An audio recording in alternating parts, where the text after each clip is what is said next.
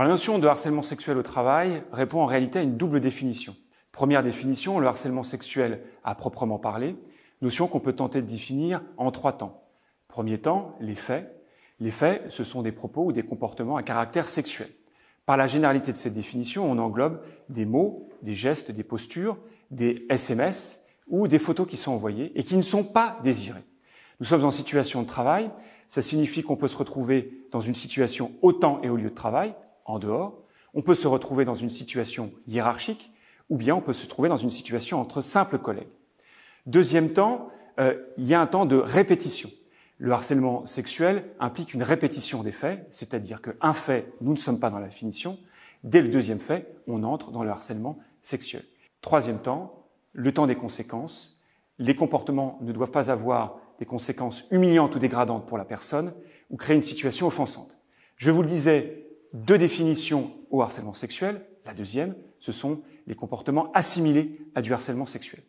En la matière, il n'est pas besoin de répétition. Alors, un seul fait suffit, ça signifie. De quel fait s'agit-il? Il s'agit de toute forme de pression exercée dans le but réel ou apparent d'obtenir des faveurs sexuelles.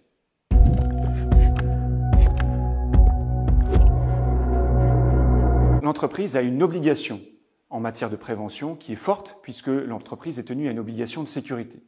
Ça signifie que la prévention des faits de harcèlement sexuel fait partie intégrante de la politique de gestion des risques, de prévention dans l'entreprise.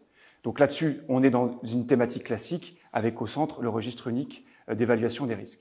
Un point d'attention sur la formation dans les équipes parce que c'est un point central pour bien cerner la notion et de mettre en perspective au sein de l'entreprise les rapports entre les sexes et éventuellement les comportements déviants.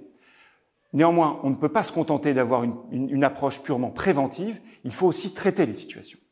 Pour traiter les situations, c'est-à-dire les cas qui sont signalés, il y a 3 réflexes à mon sens. Le premier réflexe, c'est la protection de la personne qui signale les faits. Ça peut être la victime directe, ça peut être un témoin, et cette personne est protégée. Aucune mesure de rétorsion à son encontre n'est possible. Deuxième réflexe, il faut faire la lumière sur les faits. Il faut déterminer si les faits sont avérés et déterminer les responsabilités.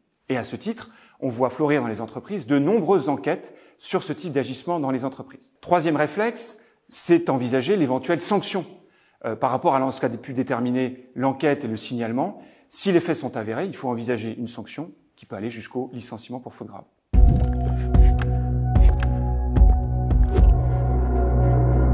Le harcèlement sexuel, c'est un délit.